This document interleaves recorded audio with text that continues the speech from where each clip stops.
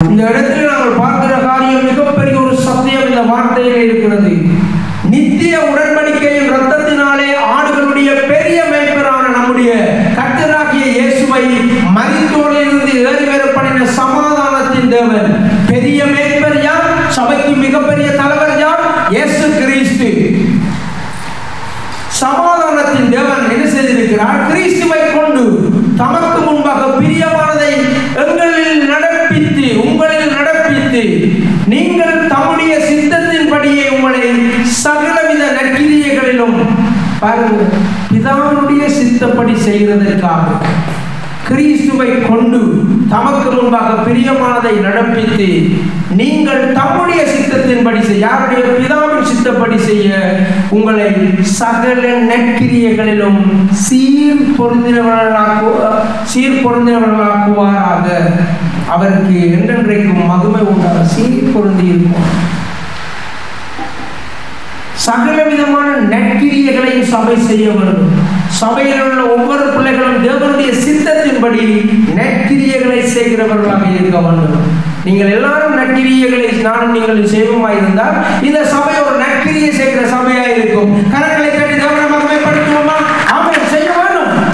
குடும்பம் இந்த தேசத்திலே இல்லாதவர்களுக்கு கொடுக்கத்தக்கதாக ஆண்டவருடைய சபையை ஆசீர்வதிக்கட்டும். ஆமென். தேவன் தம்முடைய காரியங்களை எங்களை கொண்டுதான் செய்ய விரும்புகிறார். நானும் நீங்களும் பதுக்கி வைக்கும் பிரயோஜனம் இல்லை. பிரியமானவர்களே, ஆண்டவருடைய சமூகத்திலே அவர் விரும்புகின்ற சித்தத்தை செய்யும்படி, நற்கிரியைகளை செய்யும்படி சீர் பொருந்தினவர்களாக்குவார்கள்.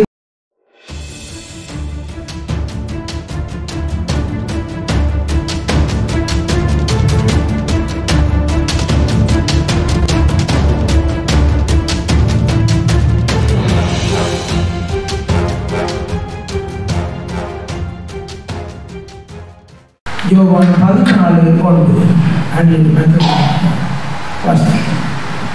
உங்கள் இருதயம் கலங்காதிருப்பதாக தேவனிடத்தில் விசுவாசமாக இருங்கள், என்னிடத்தில் விசுவாசமாக இருங்கள். இங்க நாங்கள் பார்க்கின்ற காரியம், எங்களுடைய இருதயம் கலங்காதிருப்பதாக தேவனிடத்தில் விசுவாசமாயிருங்கள், என்னிடத்திலும் விசுவாசமாயிருங்கள்.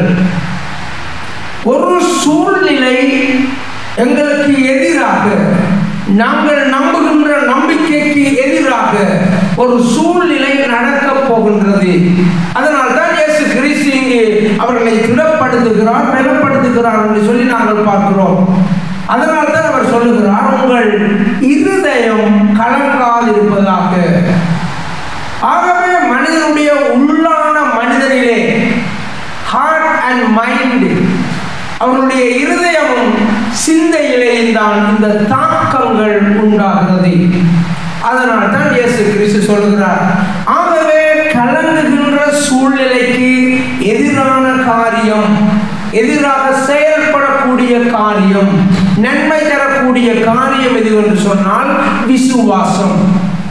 ஆகவே எங்களுடைய வாழ்க்கையில் எங்களுக்கு முன்பாக எல்லாம் கலங்கி போய் எல்லாம் சிதறுண்டு எங்களுக்கு ஒரு நம்பிக்கையே இல்லாமல் இருக்கிறது என்றால், ஆண்டவர் சொல்லுகின்ற ஆலோசனை, நீங்கள் விசுவாசமாயிருங்கள். கரங்களை கட்டி இயேசுவுக்காக மகிமை செலுத்துவோமா?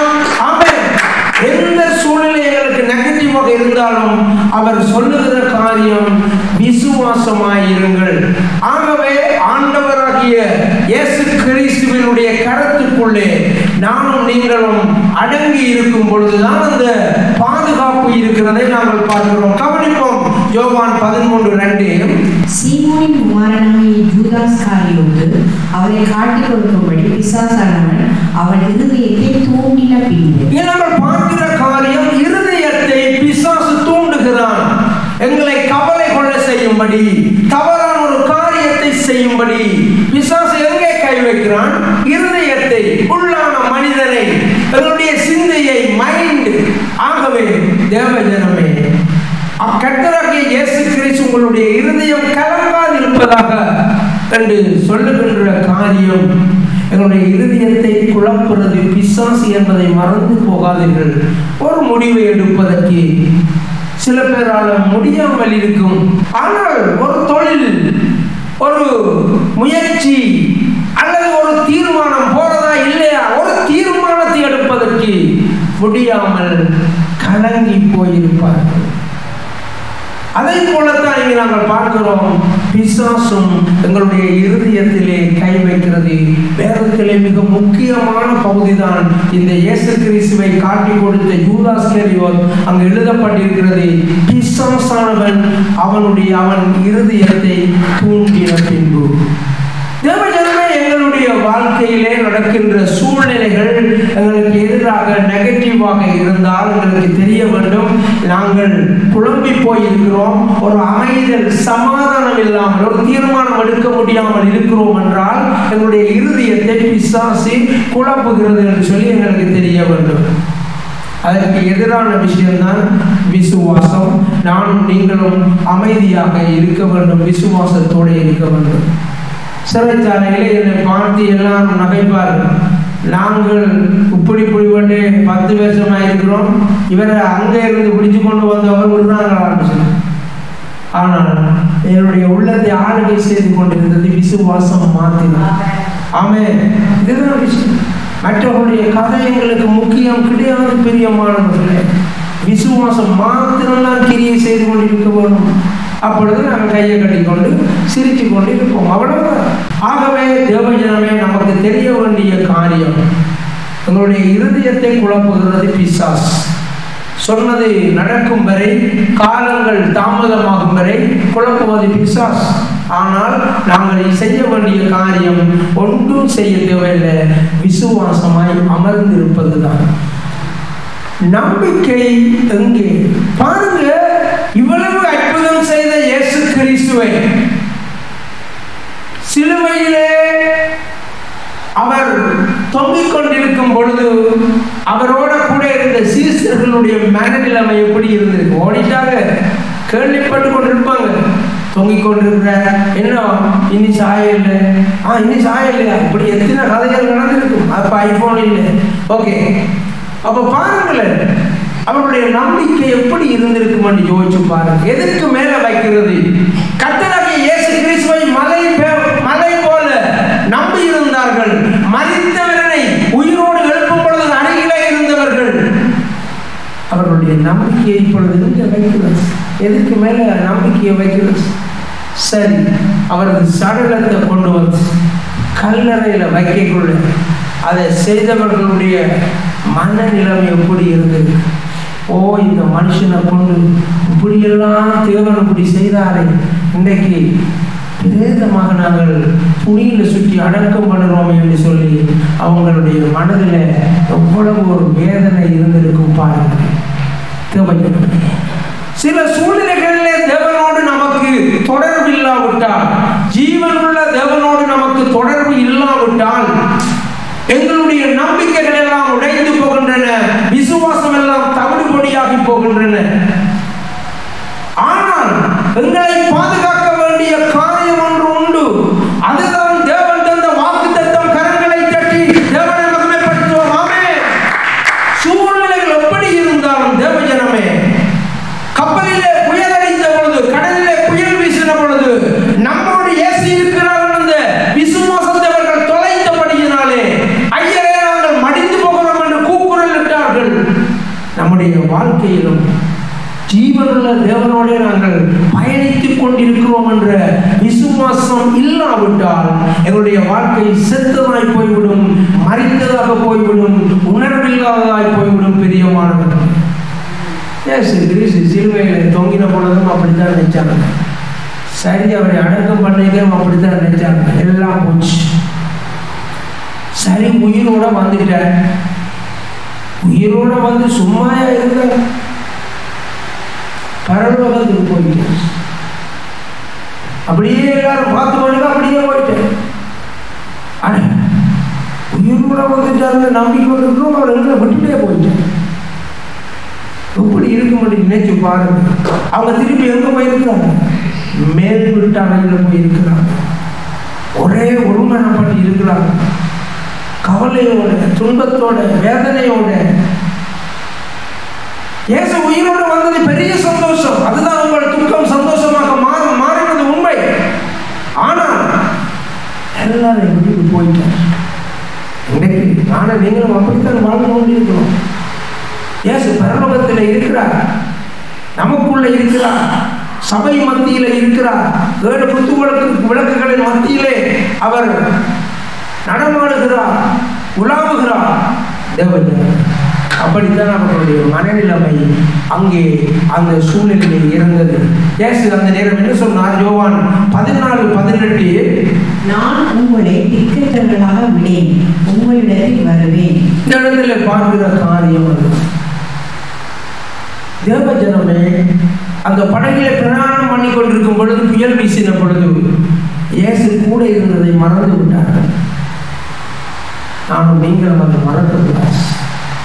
நான் உங்களை திக்கற்றவர்களாக விடேன், உங்களிடத்தில் வருவேன். இயேசு 14ஆம் அதிகாரத்திலே சொன்ன பொழுது அவர்கள் கைது செய்யப்படவில்லை, காட்டி கொடுக்கப்படவில்லை, கொலை செய்யப்படவில்லை. ஆனால் அவர் சொன்ன வாக்குத்தத்தங்களை அவர்கள் பிடித்து வைத்திருந்திருப்பார்களா இருந்தால் ஒரு நம்பிக்கையோடு இருந்திருப்பார்கள். எல்லாரும் சிதறி ஓட்டம் எடுத்தார்கள். நம்முடைய வாழ்க்கையில ஆண்டவர் நமக்கு பேசுறத கேட்கணும். முதலாவது ஆண்டவர் பேசுறத கேட்காவிட்டார் எங்களுக்கு ஒன்றுமே விளங்காது. அதுதான் காரியம். நான் உங்களை திக்கற்றவர்களாக உங்களிடத்தில் வருவேன். இன்றைக்கு ஆண்டவர் உங்களுக்கும் அதைத்தான் சொல்லுகிறார். விசுவாசமாயிருங்கள். எந்த சூழ்நிலைகளிலும் நம்பிக்கையை இழந்து போகாதீர்கள், கலங்கி போகாதீர்கள். உங்களுடைய இருதயத்தை தான் பிசாசு குழப்புகிறான் என்று பார்க்கிறோம். அதே இருதயத்தை தான் இயேசு கிறிஸ்து சொல்லுகிறார், உங்கள் இருதயம் கலங்காதிருப்பதாக. ஏனென்றால் திக்கற்றவர்களாக விடேன் அவர் வாக்கு பண்ணுகிறார். சங்கீதம் 9:10 கவனிப்போம். சிறுமைப்பட்டவனுக்கு கர்த்தர் அடைக்கலமானவர், நெருக்கப்படுகிற காலங்களில் அவரே தஞ்சமானவர். கர்த்தாவே, உம்மை தேடுகிறவர்களை நீர் கைவிடுகிறதில்லை, ஆதலால் உமது நாமத்தை அறிந்தவர்கள் உம்மை நம்பி இருப்பார்கள். இந்த இடத்துல நாங்கள் பார்க்கிற காரியம், சிறுமைப்பட்டவனுக்கு கர்த்தர் அடைக்கலமானவர், நெருக்கப்படுகிற காலங்களில் அவரே தஞ்சமானவர். பாருங்க, சங்கீதத்திலே நாங்கள் பார்க்கிற காரியம் பொதுவாக தாவீது ராஜாவினுடைய சங்கீதங்களிலே அவருடைய சொந்த அனுபவங்கள் கலந்திருக்கிறது. அவர் உண்மையாகவே அப்படிப்பட்ட சூழ்நிலைகளிலே பல தடவை இருந்தார். கர்த்தர் தான் அவருக்கு அடைக்கலமாக பாதுகாப்பாக இருந்தார். நெருக்கப்படுகிற காலங்களிலே அவர் தான் தஞ்சமானவர். பிரியமானவர்களே, நம்முடைய வாழ்க்கையிலே சிறுமை, அவமானம் மற்றும் நெருக்கங்கள் எப்படியும் வரலாம், யார் மூலமும் வரலாம். ஆனால் கர்த்தர் அடைக்கலமானவரும் தஞ்சமானவருமாயிருக்கிறார். நாங்கள் யாரிடத்தில் ஓடி சென்று அடைக்கலம் புக தேவையில்லை, நாங்கள் யாரிடத்தில் ஓடி போய் தஞ்சம் அடைய தேவையில்லை. நம்முடைய கர்த்தர் எங்களை திக்கற்றவர்களாக விடேன் என்று சொல்லி இருக்கிறார். கர்த்தாவை உண்மை தேடுகிறவர்களை நீர் கைவிடுகிறதில்லை. அதனால நாங்கள் தேட வேணும். பிரியமானவர்களே, அனுதினமும் தேடணும். ஆண்டவருடைய பிள்ளை, சுதந்திர பிள்ளைகள் என்று சொல்லி நெற்றியிலே முத்திரை குத்திவிட்டு நாங்கள் இருந்தால் ஆண்டவர் எங்களை தேடி வருவார் என்று நாங்கள் அனுதினமும் தேட வேண்டும். அதுதான் சொல்லப்பட்டிருக்கிறது. அவரை தேட வேண்டும். பிரியமானவர்களே, உம்மை தேடுகிறவர்களை நீர் கைவிடுகிறதில்லை, ஆதலால் உமது நாமத்தை அறிந்தவர்கள் உம்மை நம்பியிருப்பார்கள். ஆண்டவரை பற்றி அறிந்தவர்கள் எப்பொழுதுமே நம்பிக்கையை இழந்து போக மாட்டார்கள். இதைத்தான் ஆண்டவர் குறிப்பிடுகிறார். கவனிப்போம். சங்கீதம் 91:1-2. உன்னதமானவரின் மறைவில் இருக்கிறவன் சர்வ வல்லவருடைய நிலையில் தங்குவான். நான் கர்த்தரை நோக்கி, நீர் என் அடைக்கலம், என் கோட்டை, என் தேவன் நம்பி இருக்கிறவர் என்று சொல்லுவேன். நான் நம்பி இருக்கிறவர் என்று சொல்ல வேண்டுமா இருந்தால் நாங்கள் எங்கு இருக்க வேண்டும்? உன்னதமானவரின் மறைவில் இருக்கிறவன் சர்வ வல்லவருடைய நிழலில் தங்குவான். அவருடைய கரத்துக்குள்ளே அடங்கி இருக்க வேண்டும், அவருடைய நிழலுக்குள்ளே அடங்கி இருக்க வேண்டும். அவர் எங்கே பிரசன்னமாய் இருக்கிறாரோ அந்த பிரசன்னத்திலே வாழ கற்றுக்கொள்ள வேண்டும். அப்பொழுதுதான் அவருடைய பாதுகாப்பு இருக்கும், அடைக்கலம் இருக்கும். பிரியமானவர்களே, நான் கர்த்தரை நோக்கி, நீரன் அடைக்கலம், நீரன் கோட்டை, நீரன் தேவன், நான் நம்பி இருக்கிறவர் என்று சொல்லுவேன். எப்ப சொல்ல முடியும்? பிரியமானவர்களே, அவருடைய மறைவிலே, அவருடைய நிழலிலே இருக்கிறவர்களால் மாத்திரம்தான் இதை அறிக்கை பண்ண முடியும். கர்த்தருடைய அழகான பாதுகாப்பான கருத்துக்குள்ளே நானும் நீங்களும் எப்பொழுதும் அடங்கி இருக்க வேண்டும். அப்பொழுது நாங்கள் அவரை நம்பி இருக்க முடியும். எங்களை அவர் நிச்சயமாய் தேவையான நெருக்கங்களில் இருந்து இடுக்கண்களில் இருந்து எங்களை அவர் விடுதலையாக்குவார். யோவான் 10:9 கவனிப்போம். நானே தாசன், என் வழியில் ஒருவன் உட்பிரவேசித்தால் அவன் ரட்சிக்கப்படுவான். அவன் உள்ளும் புறமும் சென்று மேய்ச்சலை கண்டடைவான். திருடன் திருடவும் கொல்லவும் அழிக்கவும் வருகிறான் என்று வேறொன்றுக்கும் வரான். நானோ அவைகளுக்கு ஜீவன் உண்டாயிருக்கவும் அது பரிபூரணப்படவும் வந்தேன்.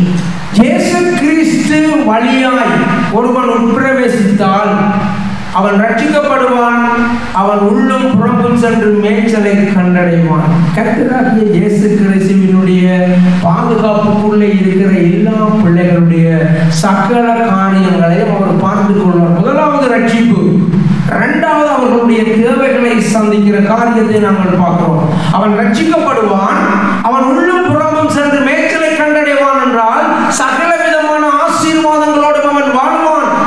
வியாதி, துன்பம், கண்ணீர், கவலை, வேதனைகளுக்கு அங்கே இடமில்லை. பிரியமானவர்களே, அந்த ரட்சிப்பின் அனுபவம் அங்கே ஆண்டவருடைய ஆசீர்வாதங்களை கொண்டு வருகிறது. பிரியமானவர்களே, யார் மூலம் நாங்கள் உள்ளே பிரவேசிக்க வேண்டும்? இயேசு கிறிஸ்துவின் மூலம். ஆகவே தேவஜனமே, நாங்கள் நம்பி இருக்கிறவர் எங்களுடைய அடைக்கலம் என்று நாங்கள் பாட்டு பாட வேண்டுமாயிருந்தால் அல்லது நாங்கள் அறிக்கை பண்ண முடியுமாயிருந்தால் அவருடைய நிழலிலே அவருடைய கரத்திலே நாங்கள் அடங்கி இருக்கிறவர்களாக அவருடைய பாதுகாப்பிலே வாழ்கின்ற பிள்ளைகளாக இருக்க வேண்டும் என்றதை மறந்துவிடக் கூடாது. பிசாசு என்ன செய்கிறான்? திருடவும் கொல்லவும் அழிக்கவும் வருகிறான். தேவஜனமே, நாங்கள் முதலாவது வசனத்திலே பார்த்தோம். அவன் இருதயத்தை குழப்புகிறான். சாத்தான் அவனுடைய இருதயத்தை என்ன செய்கிறான்? யூதாஸ் கரியனுடைய இருதயத்தை அவன் எழுப்புகிறதை நாங்கள் பார்க்கிறோம். பிரியமானவர்களே, அதனால் தான் இயேசு கிறிஸ்து முதலாம் வசனத்தில் சொல்கிறார், உங்களுடைய இருதயம் கலங்காதிருப்பதாக. சூழல்கள் எப்படி இருந்தாலும் எங்களுடைய ரட்சிப்பிலே நானும் நீங்கள் தெளிவாக இருக்க வேண்டும். அவருடைய யுத்தம் தேடுகிற பிள்ளைகளாக இருக்க வேண்டும். அவருடைய பாதுகாப்பின் நிழலிலே இருக்கிற பிள்ளைகளாக இருக்க வேண்டும். உன்னதமானவருடைய மறைவில் இருக்கிறவன் சர்வவல்லவருடைய நிழலில் தங்குவான் என்று எழுதப்பட்டிருக்கிறபடி அவருடைய நிழலிலே இருக்கும் பொழுது நாங்கள் தெளிவாக உறுதியாக நாங்கள் நம்பி இருக்கலாம். பிரியமானவர்கள், நானும் அவைகளுக்கு ஜீவன் உண்டாயிருக்கவும் அது பரிபூர்ணப்படவும். அந்த தேவஜனமே, இங்கு நாங்கள் பார்க்கின்ற காரியம், ஒரு பக்கம் இயேசு கிறிஸ்து, மறுபக்கம் பிசாசுடைய காரியங்களை நாங்கள் பார்த்து கொண்டிருக்கிறோம். எங்களுடைய இருதயத்தை குழப்புகின்ற பிசாசும் எங்களுடைய இருதயம் கலங்காதிருப்பதாக விசுவாசமாயிருங்கள் என்ற இயேசு கிறிஸ்துவினுடைய அழைப்பும் இன்றைய நாளிலே எங்களுடைய வாழ்க்கையிலே மிக முக்கியமானது என்பதை மறந்து போகக்கூடாது. நானும் நீங்கள் உங்களுடைய இருதயத்தை பிசாசுக்கு கொடுத்து விடாதபடி கர்த்தராகிய இயேசு கிறிஸ்துவின் ஆலோசனையின்படி எந்த சூழ்நிலையிலும் அமைதலாக விசுவாசத்தோடு இருக்கிற பிள்ளைகளாக இருக்க வேண்டும் என்று பரிசுத்த ஆவியானவர் இன்றைய நாளிலே நம்மோடு பேசிக் கொண்டிருக்கிறார். எபிரேயர் 11:14 கவனிப்போமாகையால், நாம் அவருடைய நிந்தையை சுமந்து பாளையத்துக்கு புறம்பே அவர்களுக்கு புறப்பட்டு போக கடவோம். நிலையான நகரம் நமக்கு இங்கே இல்லை, வரப்போகிறதே நாடி தேடுகிறோம். இந்த இடத்துல நாங்கள் பார்க்கிற காரியம், அவருடைய நிந்தையை சுமந்து பாளையத்துக்கு புறம்பே அவரிடத்துக்கு புறப்பட்டு போக கடவோம். கர்த்தராகிய இயேசு கிறிஸ்துவினுடைய கல்வாரியின் நிழலுக்குள்ள நாங்கள் போவோம். அவருடைய மறைவிலே இருப்போம். அவருடைய நிழலிலே வாழ்வோம். நிலையான நகரம் நமக்கு இங்கு இல்லை, வரப்போகிறத நாடி தேடுகிறோம். எங்க போய் தேடலாம்? அதுதான் சர்ச். கல்வாரி எங்கே இருக்கிறது? அடையாளம் அவருடைய சரீரம், சர்ச். நாங்கள் ஆண்டவருடைய நிலையிலே இருக்கிறது என்று சொன்னால் அவரை நித்தமும் தேடுகின்ற பிள்ளைகளாக இருக்க வேண்டும் என்றால் எங்க வர வேண்டும்? சர்ச். வரப்போகிறதையே நாடி தேடுகிறோம். ஒரு பரலோகம் வரப்போகிறது என்றால் சபையில நாங்கள் ஆயத்தப்பட வேண்டும் என்று நீதி சட்டங்கள் ஒழுங்காக சொல்லி இருக்கின்றன. சபையிலே நாங்கள் என்ன செய்ய வேண்டும்? அவரை தேட வேண்டும், காத்திருக்க வேண்டும். பரலோக சாயலான அந்த ஆராதனையை நாங்கள் இங்கே செய்ய வேண்டும். சபையிலே என்ன செய்ய வேண்டும்? எபிரேயர் 11:15-16 ஆகையால் அவருடைய நாமத்தை துதிக்கும் முதல்களின் கனியாகிய ஆகிய ஸ்தோத்திர பலியை அவர் மூலமாய் எப்போதும் தேவனுக்கு செலுத்தப்படும். ஆகவே முதலாவது நாங்கள் பார்க்கிறோம், தேவ சபையிலே துதி ஆராதனைகள் ஸ்தோத்திர பலிகள் அவருக்கு தேவனுக்கு செலுத்த வேண்டும். ஆர் மூலம்? அவர் மூலம், கிறிஸ்து மூலம் செலுத்த வேண்டும் என்று சொல்லி நாங்கள் பார்க்கிறோம். அவருடைய நாமத்தை துதிக்கும் உதடுகளின் கனியாகிய ஸ்தோத்திர பலியை அவர் மூலமாய் எப்பொழுதும் தேவனுக்கு செலுத்த கடவோம். தேவஜனமே, நம்முடைய வாழ்க்கையில மிக முக்கியமான காரியம் ஆராதனை. நம்முடைய வாழ்க்கை ஒரு ஆராதனையாக இருக்க வேண்டும். ஆராதனை செய்கிறவர்கள் மிகவும் ஆயத்தமாய் பயபக்தியோடு வந்து அதை செய்ய வேண்டும். எங்களுடைய சபையில் அதை செய்கிறார்கள். ஆனால் எங்களுடைய சபையிலே துதிக்கின்ற இன்னும் சும்மா சத்தம் போட்டு பிரயோஜனம் உண்மையாக ஸ்தோத்திர பலிகள் நன்றி செலுத்துவோம். ஆண்டவரே இருக்கிறது, தண்ணீருக்கு நன்றி, ஆடைக்கு நன்றி, வீட்டுக்கு நன்றி, பிள்ளைகளுக்கு நன்றி, கணவனுக்கு நன்றி. எவ்வளவு 1000 காரியங்கள் இருக்கின்றன. தேவனுக்கு நன்றி செலுத்த ஒரு உள்ளத்தோடு நாங்கள் சொன்னோம் என்றால் எங்களுடைய கண்ணீர் வழிந்து ஓடும். அதுதான் உண்மையான ஸ்தோத்திர பலி. ஸ்தோத்திர பலிகளை நாங்கள் செலுத்தி ஸ்தோத்திர பலி இருக்கிறவன் என்ன செய்கிறான்? என்னை மகிமைப்படுத்துகிறான். சங்கீதம் 50 சொல்லப்பட்டிருக்கிறது. ஸ்தோத்திர பலிகளை நாங்கள் உண்மையாக உள்ளத்தினுடைய ஆழத்தில் இருந்து சொல்லும் பொழுது அப்படியே கண்ணீர் வடிந்து கொண்டே இருக்கும். பிரியமானவர்களே, அதுதான் உண்மையான ஸ்தோத்திர பலி. கிறிஸ்து மூலம் சபையிலே நாங்கள் தேவனுக்கு செலுத்த கடவோம். 16ஆம் வசனம், அன்றியும் நன்மை செய்யவும் தான தர்மம் பண்ணவும் மறவாதிருங்கள். இப்படிப்பட்ட பலிகளின் மேல் தேவன் பிரியமாய் இருக்கிறார். அப்ப அதை மாத்திரம் செய்துவிட்டு விடக்கூடாது. சபையில பல காரியங்கள் இருக்கின்றன. என்ன காணிக்கை செய்யறது? காணிக்கையில நாங்கள் நன்மை செய்ய வேண்டும், தான தர்மம் பண்ண வேண்டும். இதுதான் இந்த காரியம். நன்மை செய்யவும் தான தர்மம் பண்ணவும் மறவாதிருங்கள். இப்படிப்பட்ட பலிகளின் மேல் தேவன் பிரியமாயிருக்கிறார். ஆகவே எங்களுடைய சபை ஆண்டவருக்கு உண்மையான ஸ்தோத்திர பலிகளை செலுத்துவது மாத்திரமல்ல, நன்மைகளை செய்வதிலே நாங்கள் இன்னும் அதிகமாக செயல்பட வேண்டும். அதுதான் இந்த பலி. அதைத்தான் ஆண்டவர், அதன் மேலேதான் ஆண்டவர் பிரியமாயிருக்கிறார். இன்றைக்கு எத்தனையோ இடங்களில் வேதனைகளோட, துன்பங்களோட, சண்டை சச்சரவுகளோட ஆராதனைகளை செலுத்துவதற்கு என்ன விடையில்லை, உண்ண விடையில்லை, எத்தனையோ பிரச்சனைகளுக்கு மத்தியில் பார்ப்பதற்கு அழகாக, நேர்த்தியாக, போலித்தனமான ஆராதனைகள் நடந்து கொண்டிருக்கின்றன. ஆனால் நானும் நீங்களும் அப்படிப்பட்ட எந்த ஒரு காரியத்திலும் சிக்கப்பட்டு போகக்கூடாது. இந்த வார்த்தை 15, 16 கவனித்து பாருங்கள். உண்மையான ஸ்தோத்திர பலியும் நன்மை செய்யணும். சபை என்ன செய்யணுமா? நன்மை செய்யணும். காசை சேர்த்து நாங்கள் என்ன தெரிந்து கொண்டு போகணும்? நன்மை செய்யணும். பாருங்க, கடந்த வாரம் ஒரு ஊடகவியலாளராக மிக நீண்ட காலமாக இருக்கிற ஒரு நண்பர் என்னுடன் தொடர்பு கொண்டு சொன்னார், ஒரு குடும்பத்துக்கு மனைவி ஆக்சிடென்ட் பண்ணிட்டாங்க, 3 பிள்ளைகள் யாழ்ப்பாணம் ஹாஸ்பிட்டலில் இருக்கிறாங்க. கணவன் கொழும்பில் வேலையை விட்டுட்டு வந்து யாழ்ப்பாணத்தில் நிற்கிறார். அவங்க சரியான கஷ்டத்தில் இருக்கிறாங்க. வெளிநாட்டில் யாரும் இல்லை அந்த குடும்பத்துக்குன்னு சொல்கிறாங்க. அப்போ நான் வாய்ஸ் மெசேஜில் நாங்கள் அந்த பொருளாளர் அம்மாவுக்கு போட்டோம். அவள் காசு தரவோ இல்லையோ தெரியாது, போட்டோம். ஆனால் அவன் சொன்னால் நான் அந்த குடும்பத்தால் 150 ஃப்ராங்க் தரோம், மிச்ச காசு சேஞ்சால் போட்டு நீங்கள் 1,50,000 ரூபாய் அனுப்புங்கன்னு சொல்லி அனுப்பிட்டோம். கரங்களை தேடி தேவனை மகிமைப்படுத்துவோமா? இதுதான் தேவ ஜனமே நன்மை செய்கின்ற காரியம். நான் சபை என்ன செய்யணும்? தான தர்மம் செய்யணும், நன்மை செய்யணும். எங்களுடைய சபையில் அப்படி ஒரு காணிக்கை தருகின்ற பிள்ளைகள், வருமானம் உள்ள சபைக்கு வர மாதிரி இருந்தால் உங்களுக்கு கொண்டே நல்ல ப்ராஜெக்டுகளை போட்டு எங்கள் தேசத்தில் செய்து கொண்டே இருக்கலாம். பிரியமானவர்கள், அதுதான் உண்மை. 13:17 உங்களை நடத்துகிறவர்கள் உங்கள் ஆத்மாக்களுக்காக உத்தரவாதம் பண்ணுகிறவர்களால் விழித்திருக்கிறவர்களாய் அவர்கள் துக்கத்தோடே அல்ல சந்தோஷத்தோടെ அதை செய்யும்படி அவர்களுக்கு கீழ்ப்படிந்து அடங்குங்கள். அவர்கள் துக்கத்தோடு அப்படி செய்தால் அது உங்களுக்கு பிரயோஜனமாய் இருக்க மாட்டாது.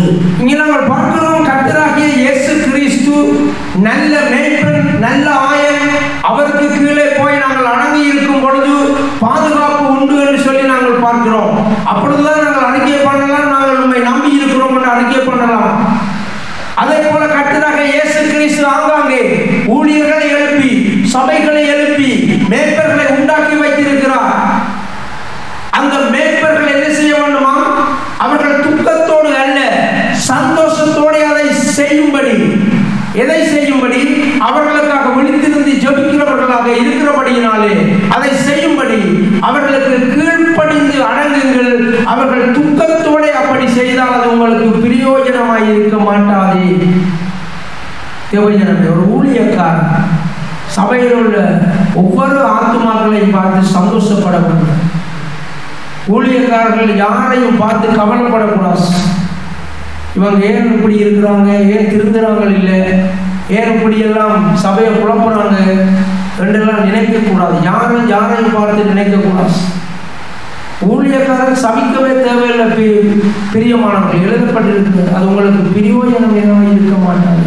அவருடைய உபவாசங்கள், ஜெபங்கள், விண்ணப்பங்கள் உங்களை 10,000 தடவை ஊழியக்காரன் ஆசீர்வதிச்சாலும் அது பிரயோஜனமாக இருக்க மாட்டாங்க.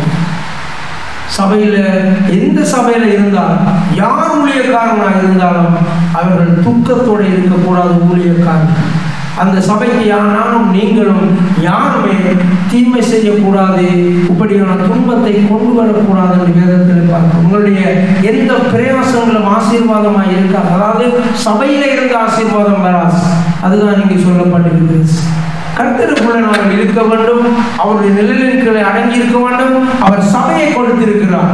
ஒரு சபையிலே நாங்கள் மகிழ்ச்சியாக இருக்க வேண்டும். ஊழியக்காரன் துக்கப்படுகிற அளவுக்கு யாரும் நடந்து கொள்ளக்கூடாது.